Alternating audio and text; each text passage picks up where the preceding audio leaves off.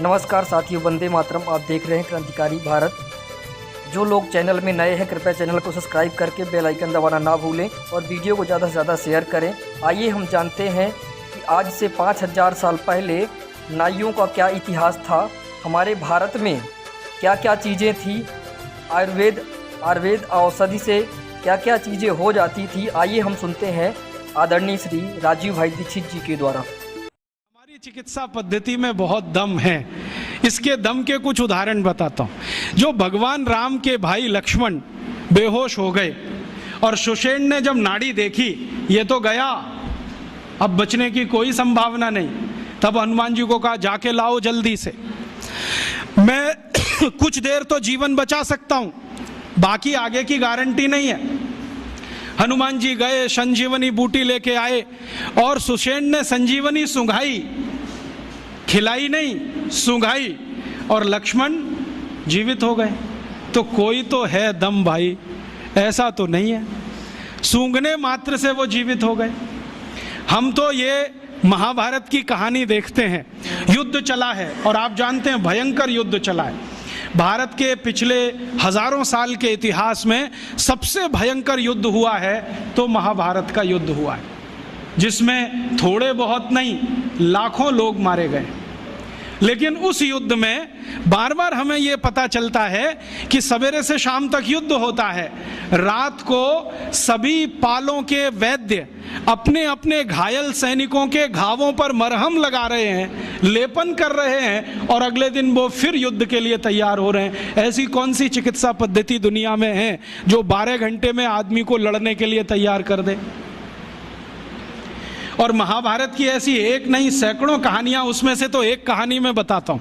कौरवों की कहानी जानते हो? 100 थे, एक माता के 100 पुत्र कैसे हो गए? एक माता के 100 पुत्र कैसे हो गए? और अद्भुत बात जो समझने की है, वो 100 के 100 सभी पुत्र एक जैसे, ऊंचाई में एक जैसे, चौड़ाई में एक जैसे, लंबाई सबकी बराबर, हाथों की लंबाई बराबर, शरीर सबका एक जैसा, चेहरा सबका एक जैसा। बड़ा मुश्किल पहचानना। तो ये तो भाई कोई क्लोनिंग हुआ हो तभी संभव है, वरना कैसे संभव है? अभी तो हम प्राकृतिक तरीके से जानते हैं कि 2 ट्विंस भी पैदा हो जाएं तो एक जैसे नहीं होते, लेकिन कौरव तो सबके सब एक जैसे। तो शायद उस समय कोई बड़े महान चिकित्सक रहे हों जिन्होंने गांधारी के रक्त में से कुछ निकालकर क्लोन कर दिया हो, या उनके गर्भाशय से कुछ निकालकर क्लोन किया हो, उसमें से ये कौरव पैदा हुए हों। तो ये क्लोनिंग की टेक्नोलॉजी तो 5000 साल पहले इस देश में थी। यूरोप तो अभी जान रहा है इसको, और यूरोप अभी तक भेड़ बकरियों पर प्रयोग कर रहा है, यहां तो आदमियों पर प्रयोग 5000 साल पहले हुआ। तो कोई तो दम होगा इसमें। हमारे सुश्रुत संहिता को आप जानते ही हैं, आप में से शायद किसी ने पढ़ा होगा, नहीं पढ़ा तो जरूर पढ़िए। सुश्रुत संहिता में बहुत साल से पढ़ता रहता हूं। हालांकि मेरा विषय तो इलेक्ट्रॉनिक्स है, लेकिन मुझे इसमें इंटरेस्ट है। जब जब मैं सुश्रुत संहिता पढ़ता हूँ, माइक्रो लेवल पे जब जाओ तो इतने तरह के उपकरणों के वर्णन उसमें हैं, इतने तरह के उपकरणों के वर्णन है सर्जरी करने के लिए कि आश्चर्य होता है। अगर सुश्रुत संहिता से एक एक उपकरण को निकालकर लिस्ट बना दी जाए तो आज के आधुनिक सर्जरी में जितने उपकरण हैं उससे कम नहीं है।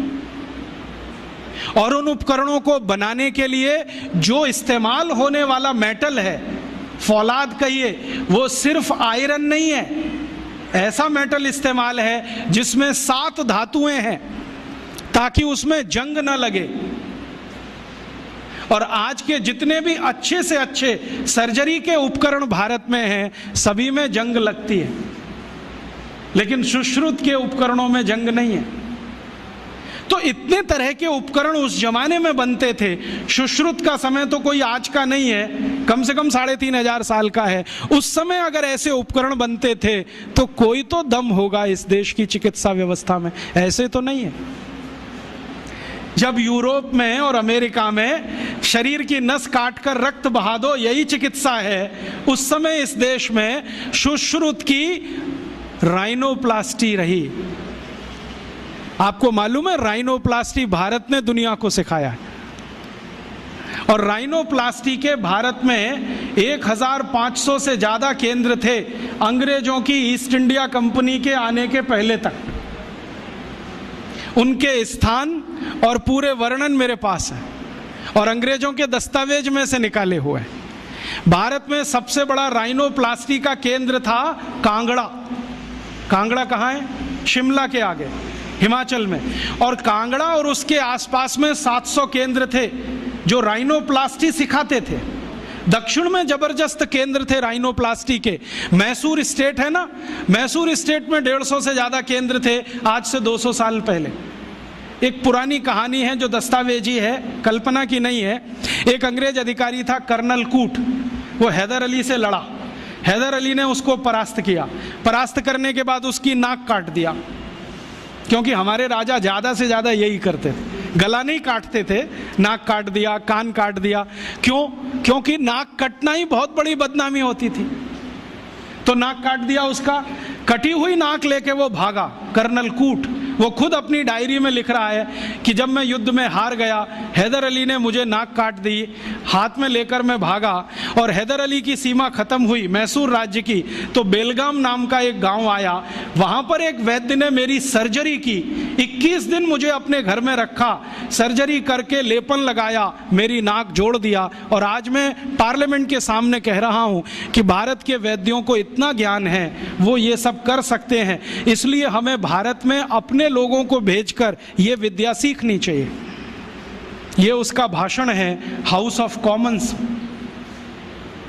तो कर्नल कूट के इस भाषण को सुनने के बाद अंग्रेजी सरकार ने तय किया चलो कुछ लोगों को भेजो। तो अंग्रेज आए, उन्होंने यहाँ सर्जरी सीखना शुरू किया। और जो अंग्रेजों ने सर्जरी सीखा है वो लिख रहे हैं कि जो जातियां भारत में सर्जरी में मास्टर थी वो सब नाई थे। नाई समझते हैं? बाल काटने वाले। ये सब सर्जन थे 200 साल पहले। हाँ, सब सर्जन थे 200 साल। अब जरा सोचो कि नाई अगर सर्जन रहे हों तो वो पिछड़ी जाति कैसे हुई? अंग्रेजों ने उनको 1881 के सर्वे में पिछड़ी जाति घोषित किया। उसके पहले इस देश में नाई कभी भी पिछड़ी जाति में नहीं थे। 1881 में सेंसस हुआ सबसे पहला, और आज तक वो चल रहा है, हर 10 साल में होता है जनसंख्या का गणना। अंग्रेजों ने पहली गणना में नाइयों को पिछड़ा वर्ग में डाल दिया। और एक अंग्रेज कहता है कि ये अच्छा ही है, क्योंकि ये विद्या में इतने ऊंचे हैं, अगर इनको नीचे नहीं लाओगे ये गुलामी कभी स्वीकार नहीं करेंगे। और आज हमारी सरकार भी उनको पिछड़ा ही कहती है। उनके हाथ में इतना हुनर है, उंगलियों में इतनी फ्लेक्सिबिलिटी है। वो आप देखते हैं ना बाल काटते समय, वो गर्दन भी काट सकते हैं, सोचो ना। और इतनी सफाई से उस तरह चलाते हैं, उस तरह से वो किसी ट्यूमर को भी काट के निकाल सकते हैं। ये सब बहुत बड़े सर्जन रहे। और आज से 200 साल पहले के दस्तावेज बताते हैं कि कांगड़ा और उसके आसपास, कुर्ग और उसके आसपास, मैसूर और उसके आसपास जितने सर्जरी सिखाने वाले केंद्र थे, उन सब के आचार्य नाई ही थे जातियों। ये सब सर्जन थे। और इन्होंने जो सर्जरी सिखाई है वो हिंदुस्तान के गांव-गांव फैलाई। फिर अंग्रेजों ने क्या किया? ये जो सर्जरी सिखाने वाले केंद्र थे, इन सबको गैर कानूनी घोषित कर दिया। एक कानून बनाया जिसका दुर्भाग्य से नाम है इंडियन एजुकेशन एक्ट। उसमें इंडियन कुछ भी नहीं है, नाम उसका इंडियन एजुकेशन एक्ट। उस कानून में उन्होंने ये तय किया कि भारतीय विद्याओं को सिखाने वाले जितने भी केंद्र हैं वो सब गैर कानूनी हैं। तो उन पे ताले डलवाए गए, नहीं डाले तो मरवाया गया, उनको आग लगवाई गई, कितने लोगों को जिंदा जला दिया। वो कहानी सुने तो आपकी आंखों से आंसू निकल आए। ये अत्याचार 100 साल हुआ, उसमें ये विद्या खत्म हो गई। और फिर बेईमान अंग्रेजों ने क्या किया कि यहां से सर्जरी सीखा और उनके अपने रिकॉर्ड्स में वो सब है। हिंदुस्तान को ये बताया कि देखो हम तुम्हें वापस सिखा रहे हैं। और यहां से सर्जरी सीखकर जो डॉक्टर बने लंदन में, उन्होंने fellow of the royal society की स्थापना की, जिसमें डिग्री लेने के लिए आज हमारे डॉक्टर जा रहे हैं और उस प्रमाण पत्र को लाके दरवाजे पे बड़ा टांगते हैं। मैं देखो FRS, उसमें शहद लगा के चाटो तो विटामिन C भी ना मिले। ये स्थिति है, इतना उलट गया सब कुछ। सर्जरी में ये था, मेडिसिन में इससे अद्भुत था भारत। और मेडिसिन में अद्भुत होने का कारण है विशेष किस्म की दवाएं यहाँ पर हैं। ऐसी ऐसी अद्भुत दवाएं हैं जो आप कल्पना नहीं करें, काम ना करे आपकी कल्पना। मैं आज भी ऐसे बहुत वैद्यों को जानता हूँ जिनके पास कोई फॉर्मल एजुकेशन नहीं है, जो स्कूल कॉलेज में भी नहीं गए हैं। आपकी नाड़ी अगर पकड़ ली तो बता देंगे 7 दिन पहले से क्या क्या खा रहे हैं आप। और ज़्यादा दूर नहीं है, इसी जयपुर शहर में उनका कोई फॉर्मल एजुकेशन नहीं है। वो सिर्फ नाड़ी पकड़ते हैं। मैं गया हूँ 2 बार, वो 7 दिन पहले का मुझे बता दिया, पिछले रविवार को ये खाया, सोमवार को ये खाया, मंगल को ये खाया, बुध को ये खाया। ये भाई कौन सा विज्ञान है? ये तो दुनिया से करोड़ों रुपए खर्च करके लाई गई मशीनें नहीं बता पाती कि हफ्ते भर पहले हमने क्या खाया था। और नाड़ी पकड़ के सारा का सारा डायग्नोस कर लेना कि आपको यही है और वही निकले, ये तो कुछ अद्भुत है। ये कोई सामान्य विद्या नहीं है भाई। मैंने ऐसे तमाम वैद्यों को देखा है जो नाड़ी पकड़ के बताते हैं कि आपको ट्यूमर है, गर्भाशय में है, यहाँ है, यहाँ है। और हम जब आधुनिक चिकित्सा शास्त्र में परीक्षण कराते हैं वही निकलता है। एक वैद्य तो मैंने ऐसे भी देखे हैं केरल में, कोटक्कला में, वो साइज बता देते हैं, इस साइज का है। नाड़ी पकड़ी और बता दिया इस साइज का है, और वही निकलता है। इसका माने इस भारतीय विद्या में कोई दम है, और वो दम अगर हमको दिखाई दे जाए तो आत्मविश्वास हमारा लौट आएगा और हमारी हीन भावना कुछ कम हो जाएगी। और हीन भावना कम हो जाए तो हम शायद दुनिया जीत लेंगे। वीडियो को अंत तक देखने के लिए आपका बहुत बहुत धन्यवाद। आपसे निवेदन है, राष्ट्रहित में इस वीडियो को ज़्यादा से ज़्यादा शेयर करें, जिससे कि ये बातें और ये ज्ञान अन्य लोगों तक भी पहुंच सके।